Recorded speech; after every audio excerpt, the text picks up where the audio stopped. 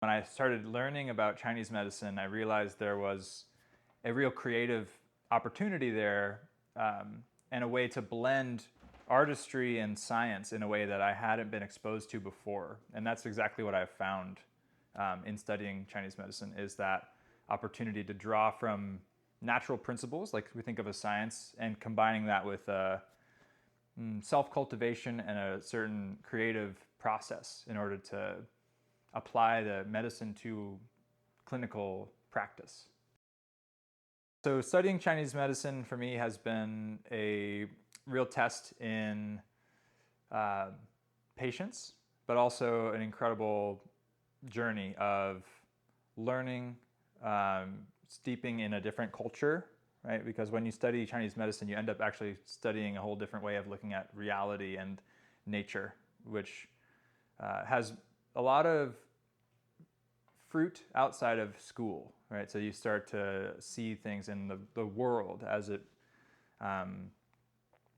is. Like, you might start seeing things in the world as you see them in school, starting to apply the principles that you see in your textbooks to actual real life situations.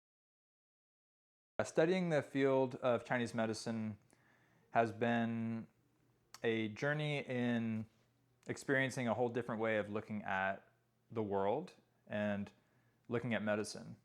Because in Chinese medicine, we use natural principles to guide our thinking and our theory. So we get to apply those principles to not just our patients in the clinic and not just to our studies in school, but also to our whole lives. Studying the herbal tradition of Chinese medicine has really connected me with the place that the school is in Santa Cruz, because a lot of the herbs we study in our classes actually grow naturally here. And if you go out walking in like the redwoods, for example, you'll find things like wild ginger, which we use in our materia medica, or you might find something simple like dandelion, which turns out is a very potent medicine.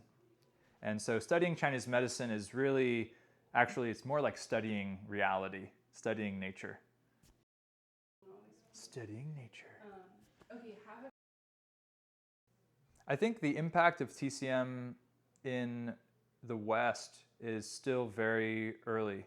And so, of course, it's had a sizable impact on the medical consciousness of our society. People know about acupuncture, and they know that acupuncture can treat low back pain, for example.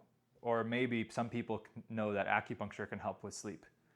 But most people don't really know the extent to which acupuncture is used in traditional medicine for a wide variety of conditions, including, first and foremost, preventative medicine. So I think TCM has the potential to be used as a widespread form of preventative medicine.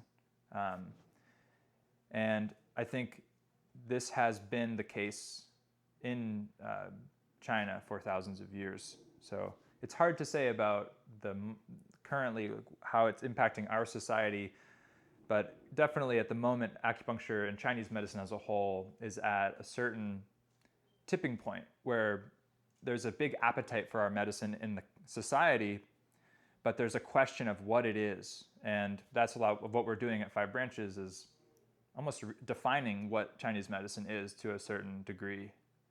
And our student body is very interested in taking part in this moment in time where Chinese medicine, not just acupuncture, but the whole 5 branches, right, are dispatched to the people, right? This is a medicine for communities. It's not really a medicine for individuals. This actually is a medicine that traditionally is used to treat communities.